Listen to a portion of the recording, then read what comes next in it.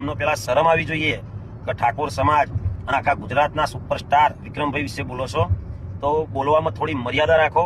જય માતાજી મિત્રો, વિડીયોમાં તમારું સ્વાગત છે। તો મિત્રો, વિક્રમભાઈ ઠાકોર જે ગુજરાતનું ગૌરવ છે, જે હંમેશા ઠાકોર સમાજ માટે વિચારતા આવતા હોય છે, તેમના માટે જે ઠાકોર સમાજનો એક નેતા છે, જે એક મામૂલી નેતા મતલબ એક બચ્ચું કહી શકાય, તેને એક ખરાબ શબ્દોમાં વિક્રમભાઈ ઠાકોર વિશે ટિપ્પણી કરી હતી। તો તેના વિશે દેશીના કિંગ સુરેશ ઝાલા શું બોલ્યા છે તે આપણે આગળ વિડીયોમાં જોવાના છીએ, તો જોઈએ તે વિડીયો।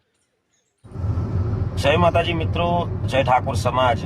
આજે ભાઈ સમાજની વાત કરીએ તો આપણા ઠાકોર સમાજનું નાક એટલે કે ઠાકોર સમાજનું ઉજળું રતન અને ગુજરાતના સુપર ડુપર સ્ટાર આપણા વિક્રમભાઈ ઠાકોર, જે દરેક સામાજિક ધાર્મિક સેવાભાવી કાર્યોમાં આગળ જ હોય છે હંમેશા।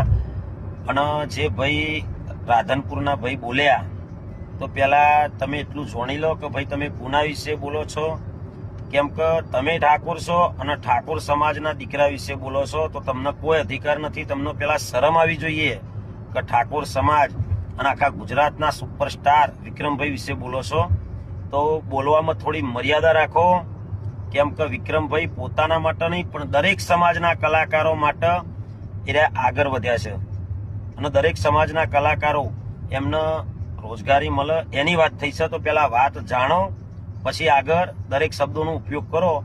જો તો તમને કોઈ અધિકાર આપ્યો નથી કોઈના વિશે બોલવાનો, એટલે પહેલા તો વિક્રમભાઈ વિશે જાણી લો કે વિક્રમભાઈ કોણ છે, બરોબર। જય માતાજી।